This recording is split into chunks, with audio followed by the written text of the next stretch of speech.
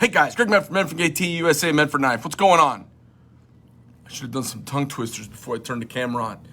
Hey, we just got this message from Facebook, and it said, would you like to promote any Pacific Islanders or Pacific Islander people you know, or Pacific Islander run businesses?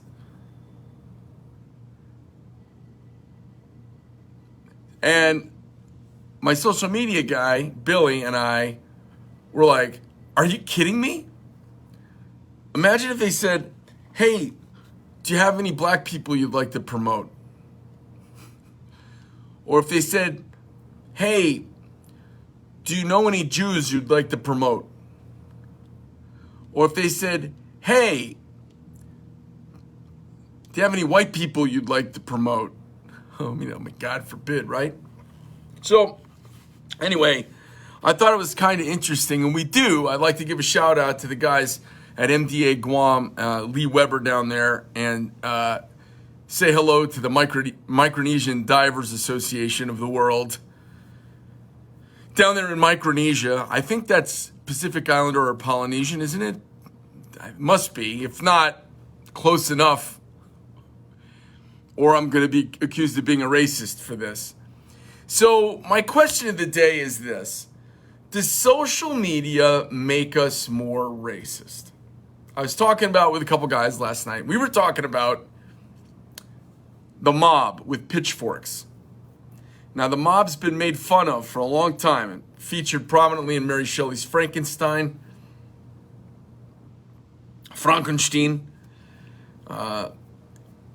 Pictured in a great many westerns of American cinema, where the sheriff's gonna hold up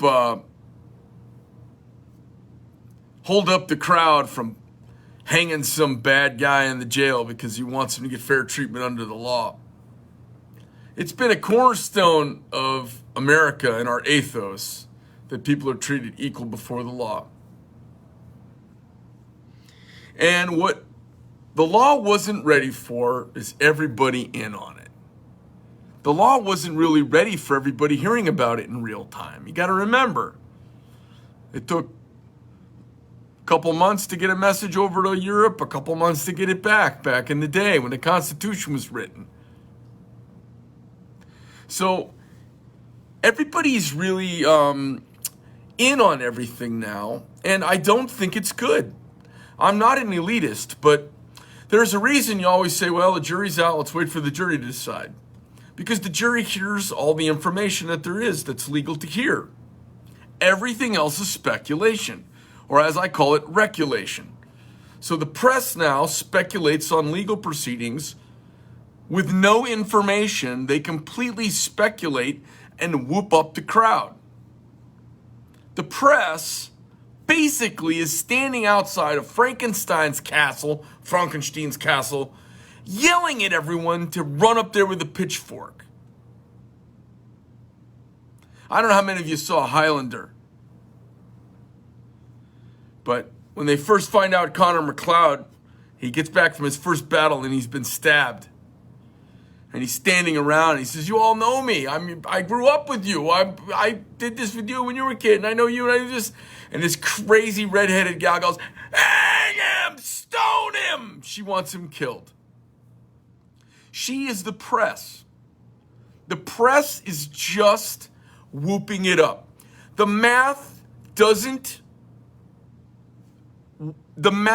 not tell the story that's being told in the media about race in this country. The math tells a completely different story. The math says police departments nationwide are the most trusted civic organization in the country. That's what the math says, the numbers, the metrics, and the science. And the press says it's something else. And the Marxists say it's something else. So my question to everybody is, in an age where everybody knows a little bit about something and not enough to have an opinion about anything, in that age, is social media better for racism or worse? Has it created more racism or less? Does it solve anything or make it worse?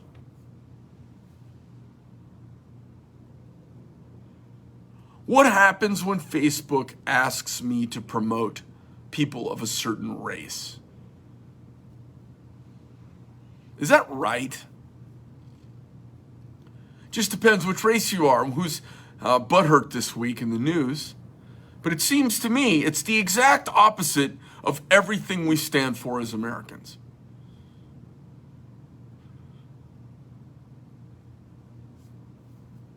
They want to say they do their part to spread global awareness of racism. So everybody be racist and tell us about what black people you're friends with. That's the harbinger of any hardcore. I'm friends with a black person. I'm not racist. I've been friends with black people before. And you guys, black guys, are out there watching and go, oh shit, Greg's getting ready to talk about it. I'm friends with a black person. I went to school with some black people. I'm not a racist.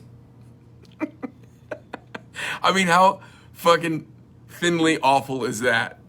And that's what these companies are doing. Well, we're not racist. We have our people promote certain races. We promote Pacific Islanders, and we promote the blacks, and we promote the China person peoples, Chinese. We promote all those people. We're not racist. All men are created equal, endowed upon them inalienable human rights, inalienable rights from the Creator. All men are created equal. And as Monty Python would say, and women. Does anybody have anything they'd like to promote today? I'd like to promote some Americans doing cool stuff. You guys can go over to Graybow, check out Ryan McMillan there doing his thing at Graybow, making stocks, very cool. You guys can go over to check out Mark and Curtis over at Spartan Blades. They're doing awesome stuff. Ann Reeve and her son Tim up there doing it at Chris Reeve Knives. Rick Hinder over at Hinder Knives. I mean, I know a lot of great Americans doing all kinds of cool stuff. The funny thing is, I never just think about what column they're in. I just don't even think about that at all.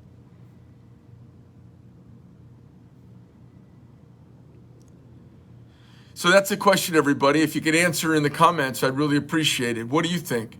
195 nations of color, of every ethnicity, creed, and religion globally have picked us to be the greatest place on earth to go to risk it all, to take your families and leave. To leave your country of birth, go all the way around the world to a new place and start from scratch. And every single one, guess what their number one choice is? United States of America. The last great hope of humankind. And the enemy's at the gates, my friends.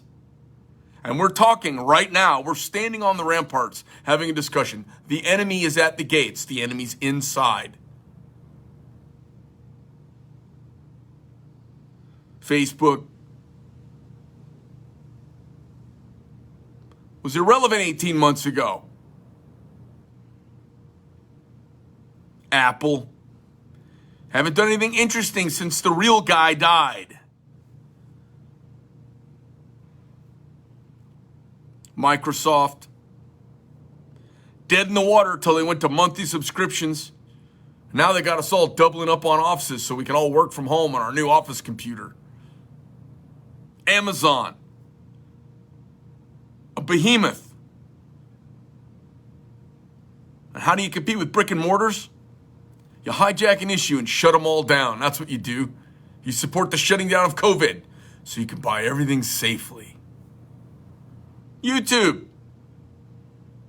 All of it.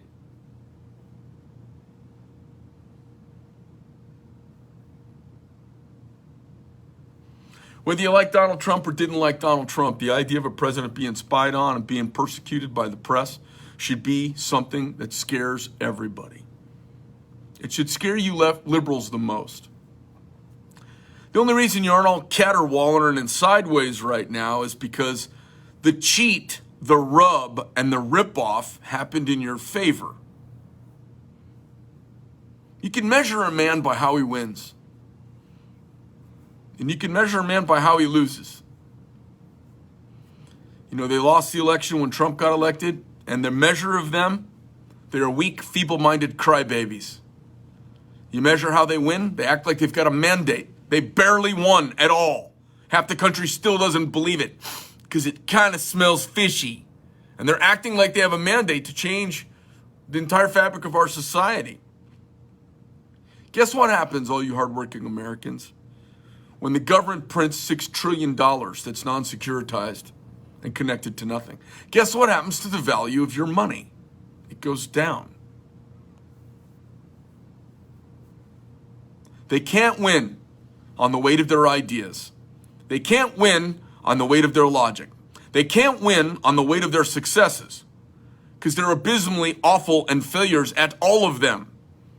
The only way they're winning is with propaganda, disinformation, and to generate a crisis. And it's coming.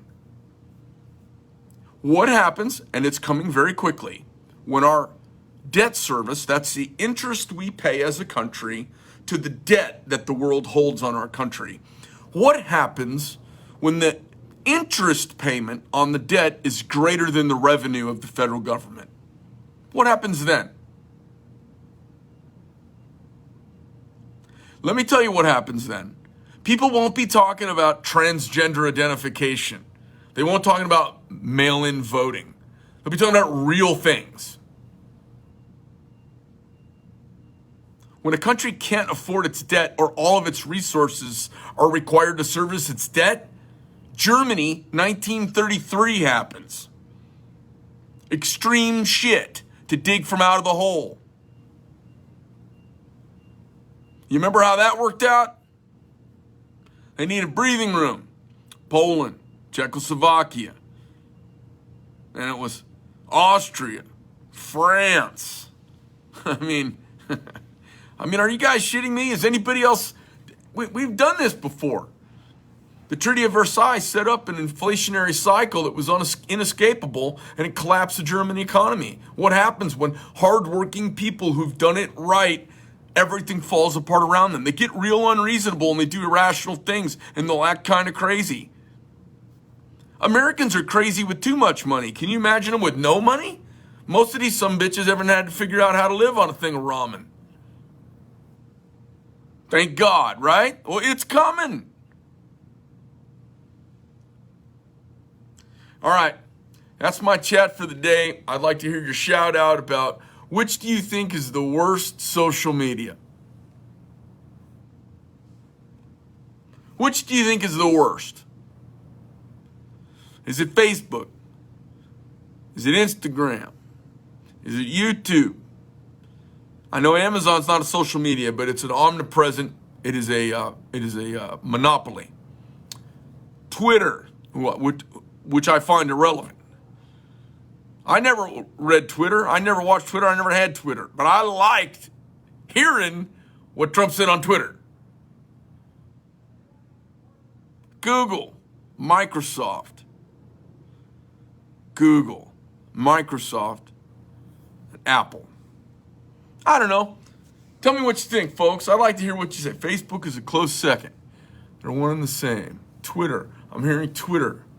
Facebook, Bo Barlow, tossing up Facebook. TikTok, I don't know. I don't know who watches TikTok. I don't know if you guys saw this, but you know, we relinquished total control of the internet's naming rights. There's some layers of the internet that I'm not a computer scientist, so I'm not as knowledgeable about. But a few years ago, we voluntarily relinquished our control of the internet to the globe. And what's going on now, what we found out is right around the same time, Xi Jinping was making statements to his parliament, or whatever the fuck you call that dirty, rotten Chinese Communist Party's get together. He basically told them that their number one goal is to dominate the internet, to dominate the marketplace of information, ideas, and to dominate the dialogue of the earth. They want to frame the stage of all dialogue on issues because it protects them.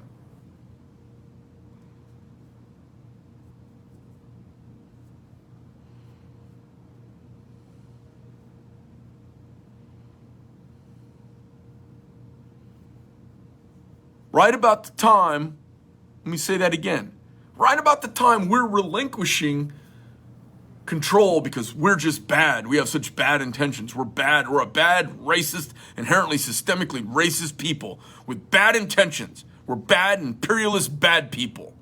Even though we invented it, we made the whole thing up. We started it all. There's never been any group of people more liberated, more raised financially, and more benefited the planet than the United States. Nobody's even close at second place. Nobody. And we relinquished it, and China wants in on it. You think they ought to control the internet? You think China ought to control the internet? The Stasi?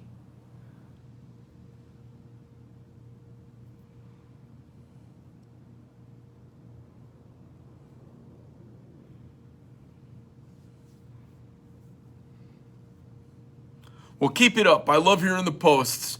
I love getting the contact with everyone. I love seeing the videos shut down everywhere. If you think that people who use Discord aren't in it for nefarious, then we're fooling ourselves. John, that's what I'm talking about. But they don't really want Discord. They want us to argue over stuff that doesn't matter just enough that we won't do anything about it, so that they can keep doing what they're doing. The people in charge have squandered and robbed our country of the greatest wealth humankind's ever piled up since World War II. They've squandered it on pickle research, on transgenderism, on a million other things that don't matter to almost everyone. And they've done it by playing the heartstrings of fair-minded people who just want to better their lives and don't realize how much the things they vote for are undercutting their own existence. Because people in a representative democracy are too busy living life to be very informed. That's the whole idea, folks. That's why we're all not supposed to have one person, one vote. They didn't really want everybody totally in on it because most people aren't that informed, and a quarter of the people are ill-informed. Do you want everybody in on it? Think about it like this. Washington, D.C. is a kitchen. Okay? Who do you want cooking? People with disgusting, dirty hands who don't wash their hands? Or people who wear rubber gloves, face masks, and wash their hands? A quarter of this country doesn't wash its hands after it goes number 2. Do you want them voting? Just a question.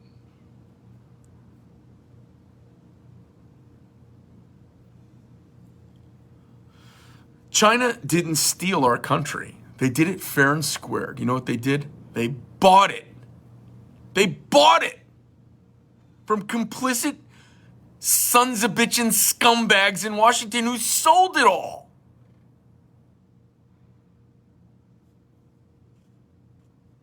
That's why I'm mad. I'm mad for every veteran I've seen placed in the ground in the last 20 years. I'm mad for every hard-working American who follows the rules and does their best and gets their kids off to school on time. I'm mad for every single mom who works her ass off and hears some bill of goods sold by leftists on how everything's been done to her and it's all bad people acting badly against her and she needs the government to help them. Here we come to save the day.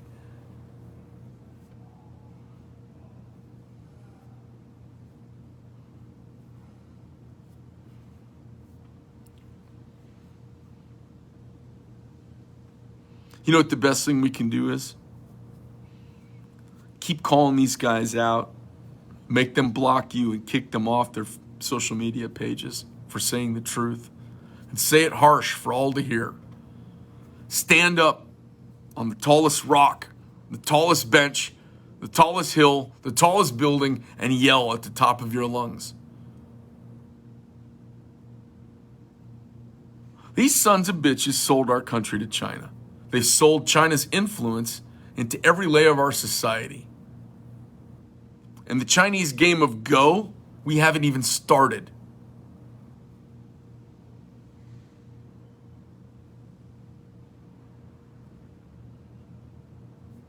They're outmaneuvering us. They're outthinking us.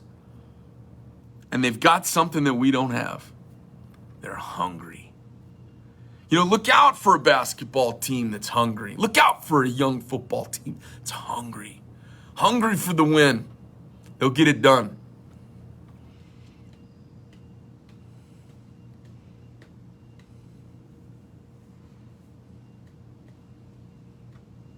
We got to find a way to impart hunger on each other. We got to find a way to be hungry. When you're hungry, you'll outwork everybody. When you're hungry, you'll outfight everybody. When you're hungry, you'll outthink everybody. Worst thing that's ever happened in this country, higher education. It's the worst thing that's ever happened to our country.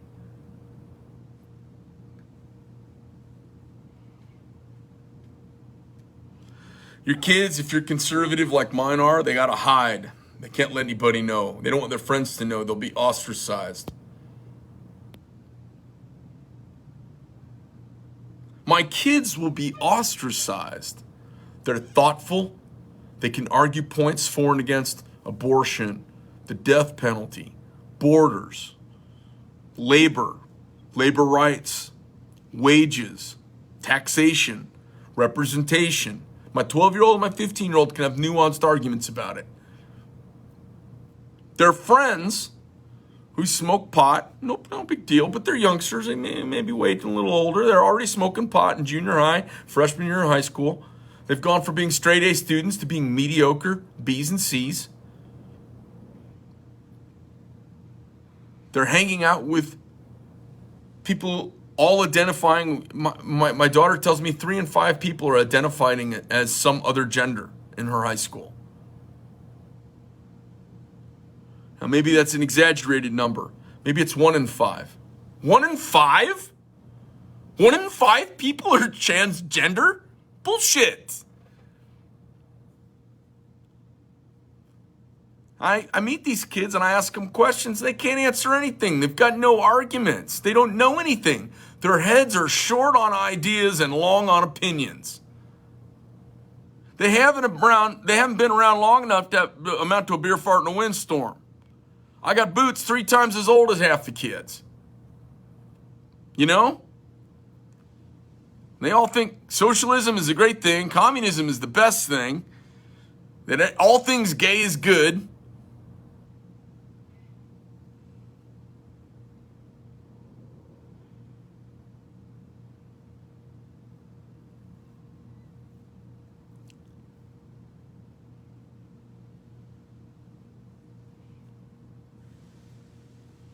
So my kids have to hide that they're thoughtful. They have to hide that they care about the country. They have to hide that they've thought through a lot of this stuff. And they're very intelligent about their view of America and what we do. They're highly critical, and they have to hide it. And I don't exactly live in Libtardville, you guys. I'm not out in like Los Angeles or San Francisco. I'm in like North Phoenix, Scottsdale, Cave Creek, Arizona. I mean, it's conservative. Because the schools are poisoned at all levels. They're poisoned by soft leftists, full of soft males and communist women. It makes me sick to my stomach every time I talk to them. I get sick. About 75% of what they teach is great if they only had good attitudes and someone could motivate them to be better. You know what I find from public school?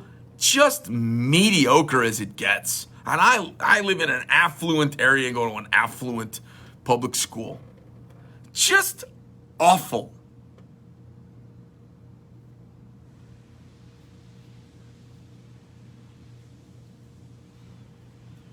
They're more worried about masks than they are worried about kids. They're more worried about solidarity with the teachers union than they're worried about the kids.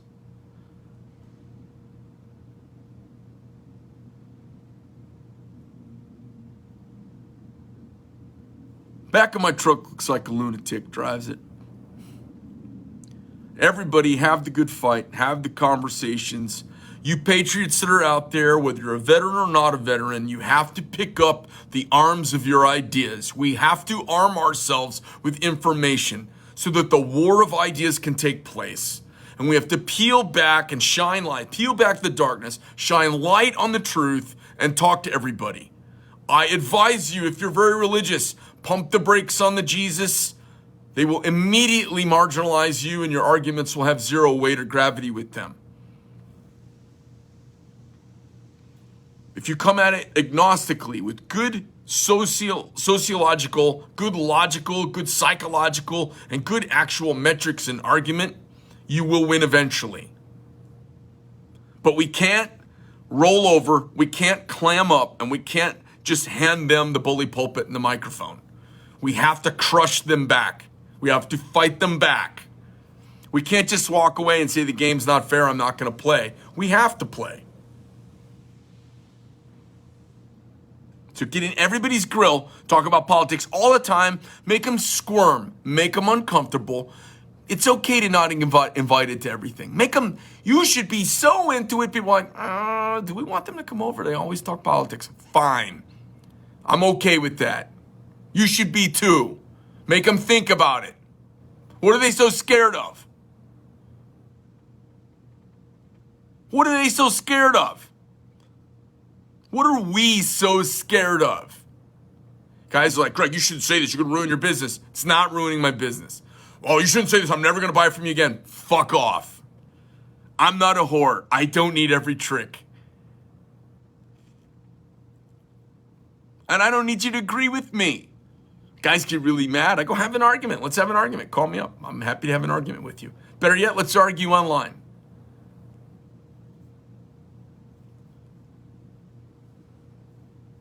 It's to the point now here in Phoenix, if I see somebody wearing a mask, because there's no mandate, the metrics aren't there to back it up. Everywhere I go, when I see a mask, hey, what are you wearing your mask for? Oh, I'm just trying to do my part. What the fuck part are you talking about, man? What do you mean you're doing your part? Are you infected right now? I don't know. Well, if you're not, you go home. Fuck you doing out wearing your mask. I don't know if you've seen this. Some of these masks release particles in your lungs, and after a year of it, people are starting to have what looks like asbestosis from the fibers in the masks getting stuck in their lungs. And it's causing damage and scar tissue in the lungs. And you guessed it, masks are made in China. China. I got friends out there that are having stuff made in China, and it makes me sad. I got people out there who make excuses for China. It makes me sad. Be wary of this one. Well, it's the Chinese government, not the Chinese people. Bullshit! The Chinese people hate our fucking guts.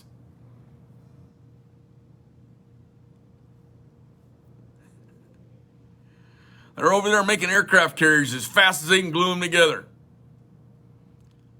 You buy stuff from China, you buy stuff from Walmart, you buy stuff from Costco, you buy stuff from all these places. It's from China. They're making nuclear submarines against you. They're rising up against our allies. They're going to suck us into a war. What happens when China invades Taiwan? It's coming, folks.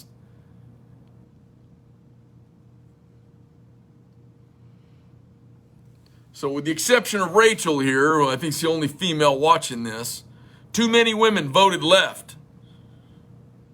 And they abandoned Trump in good reason. You may not like him, you may not like the stuff he says, but I guarantee you, when your husband is changing his shoes in the locker room at the golf club, he says stuff you wouldn't like either. That's why guys have fishing talk. Stuff we only say when we're out fishing. There's things we don't ever say in front of everybody. There's things I say I would never want put out online. I say them with my close confidants. I'm blowing off steam, chatting and laughing about life with gallows humor at the absurdity of it all.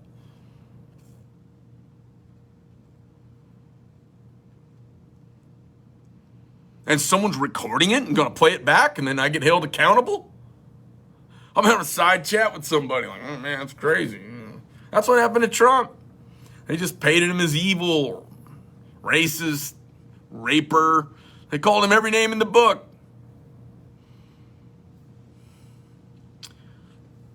And upper middle class women abandoned Trump. They didn't like his language. They didn't like his tenor.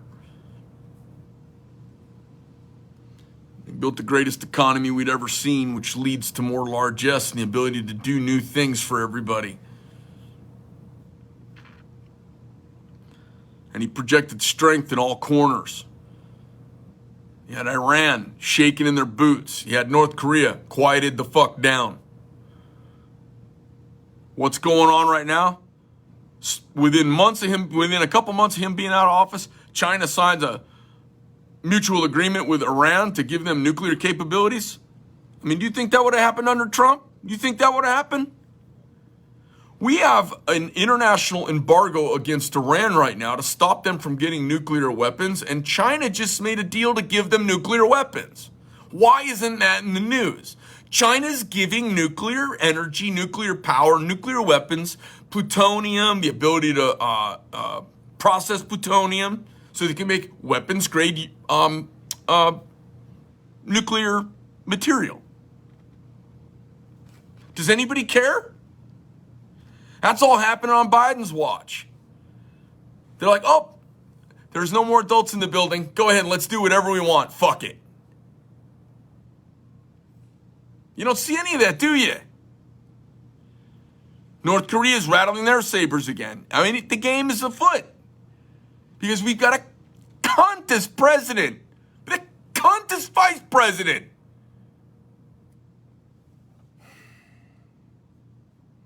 So fight the good fight. Push. If you don't like my language, I'm sorry. I'm a little hostile. I get a little worked up. And as the British have found, there are certain words that are just perfect. Like cunt. Cunt is perfect. It's a perfect word. It's a perfect word. Oh my God, I know that word. Cunt is fantastic. It's perfect. No matter what class you're from Cockney to Downing Street, cunt is such a good word. And it's not gender specific. So ladies, don't be mad at me. We have to project strength. We have to have the arguments. We got to yell them out loud. They're trying to shut us down everywhere, and we got to just keep making the arguments. Make them fun. Make them smart. Get people to watch. Spread the good word. Who knows? Midterm elections are coming up. Hopefully the worm turns and everything, the brakes will get hit on everything.